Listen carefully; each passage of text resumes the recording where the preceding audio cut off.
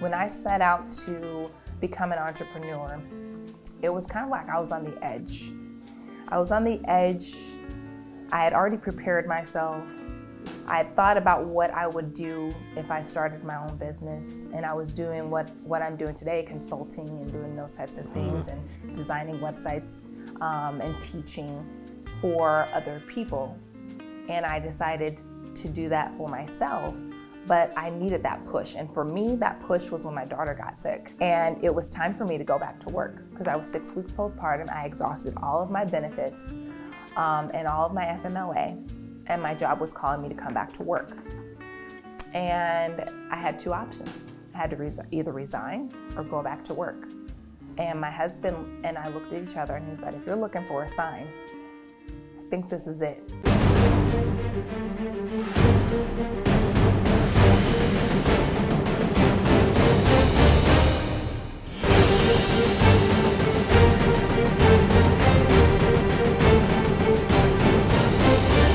Hello, this is Marco LaRock.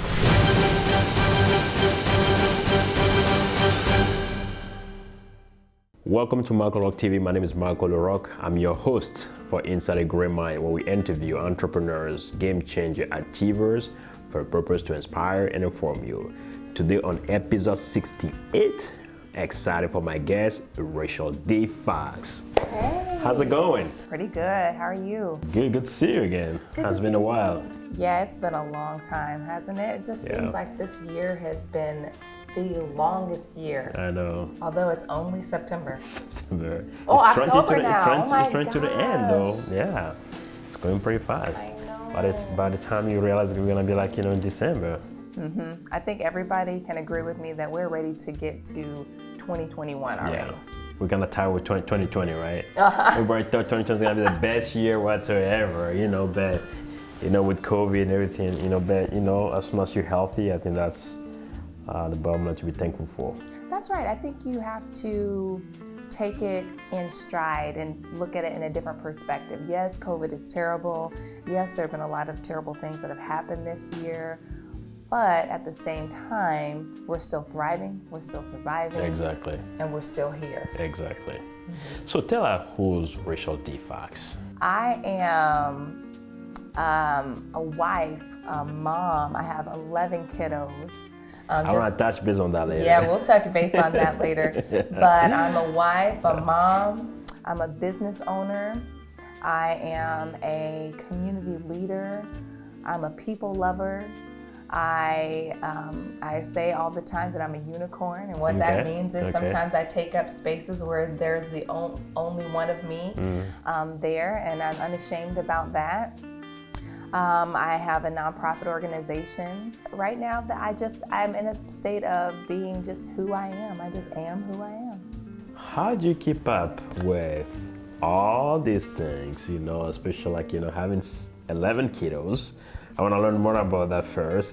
And then how do you keep up with all those, speaking, your business, you go girl, your family? I like to say that when you are living out your life's purpose, it doesn't seem or feel like busy work. So to other people on the outside, it may seem that I have a lot of things going on.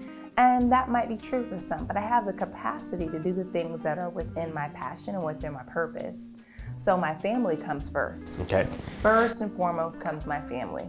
I make sure that they're good, because when they're good, I'm good. And then I live out my purpose and my passion, which is to empower people. I do that through my nonprofit organization. I empower people when I teach. I empower people when I speak. So there's not one thing that I do that is not connected to who I am. Does that make sense? So I can balance that out when I know that I'm walking my path and doing the things that I'm called to do. It's easy. It's easy. Mm-hmm. So from outside, it seems like an impossible. How does she do that? How she's like here and there? How she manage all those stuff? But to you, with your purpose, your passion, you were able to accomplish that. Let's talk about You Go Girl. What inspired you, to start that movement? I know it's not just for girls, but to use to empower women all over. So tell us about it. Absolutely. So You Go Girl was born in 2018, and our mission since then has been to do three things: encourage, empower, and inspire all girls and all women everywhere. And that seems like a big task, right? But when you think about those three components, if girls and women feel empowered, they can do anything. If they feel inspired, they might be curious to go beyond what they're currently doing. And when they're encouraged, you may be able to uplift them out of low self-esteem, which is why I started You Go Girl. My daughter was being bullied in school, and I didn't like how that made her feel. It made me reflect on how it felt when I was her age. I used to get bullied, and I didn't want her to feel that way. I didn't want anybody else to feel that way. And when those are who are doing the bullying, they're missing something inside too. And I wanted to take a different approach and be proactive with it and show girls what it looks like to be successful. When you go for things, when you strive, and when you aim high, there's nothing impossible for you. One thing that I've seen is just the testimonies that come from the girls and the women that I meet. Sometimes they are coming out of situations where they have been bullied, or they didn't know that a certain field of interest was available for them, such as technology. And once we unpack that for them, they start to soar. And those are the seeds that we're planting today. And they may not manifest right away, but when I hear people come back and say, thank you so much for doing this, or I get people from colleges that want to intern with us because they know about our message, or reaching global connections, that's when you know that it's working, and that's when you know that you're doing the right thing. Yeah. So how can we encourage men to empower women or girls out there? Become our allies. Make sure that you are becoming a voice for us. If we're not at the table, Marco, we need to be asking the questions. Men need to ask the questions. Why isn't Rachel here? Why isn't this person here? Or I know someone that would be perfect for this position, for this internship, for this scholarship, because we are able to do so much more when we have advocates and allies. Stop believing your dream are going to come true simply because you made a wish and put it on your vision board. That's one of your quotes. Can you elaborate on that, please? Absolutely. That is so true. I said that. Yeah. So I know that vision boards are very, very popular. People write things down in their journals. They go and they write them on boards and they look at them every day. That is not going to activate the change that needs to happen in your life that you want to see happen. You have got to make incremental actions towards the things that you want to see. For example, if I want to be in the best shape of my life, I can't just write it on my vision board and say, I am in the best shape of my life. And then the very next step, I go and put a waffle and 2 pieces of bacon and a soda down my throat, right? It doesn't work that way. Yeah. You have to train your body. I have to meet my goals in the middle. I need to work toward them. If I want to have a doctorate degree, I must first go to college and get a bachelor's degree, and then after that, a master's, and then go towards my doctorate. I cannot just say I'm going to obtain a doctorate degree. Talking about confidence and courage, I think you were a testimony of that again. I think you were the 2019 finalist for Nebraska as a pageant. What inspired you to take that journey? How did it feel like the whole process? Even though you didn't take the crown, but you advanced pretty significantly, which I was very impressed, about your determination. So how does it feel like, your courage, all those kind of stuff? When I competed for Mrs. Nebraska the first time, it was really just for me, Marco. I wanted to do something I'd never done before. I've seen beauty pageants on TV, and honestly, at the age that I was when I competed, I didn't think that was available for me. I'm in my late 30s now. I didn't think that they had pageants for women like that were my age. And it was a confidence booster and a challenge to Okay. be able to go on stage, answer questions, be in front of people I've never seen before. It's intimidating, I bet. to be honest. Yeah. And a lot of people think that it's just all glamorous and you're just getting all these dresses and things like that. But it's more than that. You're training your mind and your body to be evaluated by other people and be on stage. And the first time I ran, I was the only African American who ran. And I made top 5 and got 3rd runner-up the first time. And after that, I was motivated for a different reason. I was like, why am I the only Black woman competing? Yeah. I shouldn't be. It shouldn't be that we're in 2020 and there's only one of me. Hence, I'm a unicorn. Back to that same point, yeah. Yes.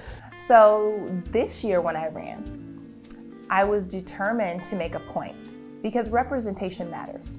You sitting here as an African male, there are other people watching you and they aspire to do things that you're doing, but they have never seen an example of what it looks like to be successful. There's somebody out there that looks like you that wants to do exactly what you're doing and they don't feel like they can do it until they see your show and say, oh, Okay. it's possible. So when I competed this time, I made it intentional that yes, I am an African-American woman running for Mrs. Nebraska. I'm the only one, but I don't want to be the last one, and I want to see a Black woman win. Mm-hmm. In the history of Mrs. Nebraska, there has not been an African-American crowned as Mrs. Nebraska. That was my motivating factor, but I did it, I competed. And although I didn't win, it was a personal victory for me because you have to, not everybody who chips at something is going to be the one that bursts through the door. I am a trailblazer. You have to blaze the trail for somebody else. And for me, it's more important to chip away at something to blaze the trail so another person can come on through and win that thing. And I believe, won't be me because I'm done. Okay. You sure you're done? I am done with that. Are you positive? You never know. You know, I'm saying that just like I say, if people ask me, am I having another child? Yeah. No, and no, and no. Yeah. I'm done with that, but that doesn't mean that I won't continue to infiltrate areas. Every time you say bye, you might change your mind. You never know. You never know. You never know, but I'm saying no. Talking about entrepreneurship, women entrepreneurship, especially like, Black women. What is out there that you can tell somebody out there who want to venture into the field, become an entrepreneur, but still sitting on the sideline, very fearful? Can I do it? Is it difficult? What can you tell that person out there? I will tell anybody that if they are looking to get into entrepreneurship, they need to first do an inward check. Why am I doing this? What is your motivating factor? Because everybody who thinks that entrepreneurship is so you can be your own boss has the wrong mindset. You're not your own boss. Your customers are your bosses. Your other businesses who you're selling to are your customers. It's not just, I'm going to be my own boss so I can wake up when I feel like it, when I can manage my own schedule. It's so much more than that. When I set out to become an entrepreneur, it was kind of like I was on the edge. I was on the edge. I had already prepared myself. I had thought about what I would do if I started my own business, and I was doing what I'm doing today, consulting and doing those types of things and designing websites and teaching for other people. And I decided to do that for myself, but I needed that push. And for me, that push was when my daughter got sick. And it was time for me to go back to work because I was 6 weeks postpartum. I exhausted all of my benefits and all of my FMLA. And my job was calling me to come back to work. And I had 2 options. I had to either resign or go back to work. And my husband and I looked at each other and he said, if you're looking for a sign, I think this is it. But the key is, and that I want people to listen to, is I had already prepared. I had an idea of the problem that I wanted to solve in the world. And I wanted to be able to bring my skills of teaching and my love for technology and to provide solutions for that matter. Like, you go, girl. You go, girl. So, Rachel, you're a positive change advocate. Okay, if you have a power right now to make one positive change in the world, what would that be? If I had the power to change one thing in the world right now, I would use my power to undo systemic racism. Okay, how would you do that? By using my superpowers. I mean, seriously, it just wouldn't exist anymore. Yeah. We would have places and spaces where race wouldn't be an issue. It would be something that's celebrated and not something that is used to discriminate people by. I would also, in my super magic power, since this is my universe, I would also close the pay gap. I was up one night, I usually wake up about 3 or 4 a.m. And the other night I was looking at the pay gap for women and men, and then the disparities between African Americans versus white. And women, African American women and Latinx are at the bottom. And that, my friend, is something that I would desperately hope to change without my superpowers. But with my superpowers, I would undo systemic racism and close that pay gap, because there's just no need for it. When you look at the reasons why that pay gaps exist, they just have no grounding outside of just straight up discrimination. And it's not right. And neither is systemic racism. And so both of those things could be just erased with my magical powers. Amen to that. If you were to be an animal, what kind of animal would you be and why? I would be a unicorn. Duh. It's pretty easy, right? Yeah. I mean, who wouldn't want to show up as one of the most brilliant and unique creatures that exists? Rachel, what would be your last advice, tip, or any word to my audience? Attack each day with a positive mindset and expect a positive outcome. Wow. That's bold. Thank you so much, Rachel. You're welcome. Thank you so much for tuning to episode 68 with Rachel D. Fox. I hope you enjoy it. We'll see you next time. Bye-bye.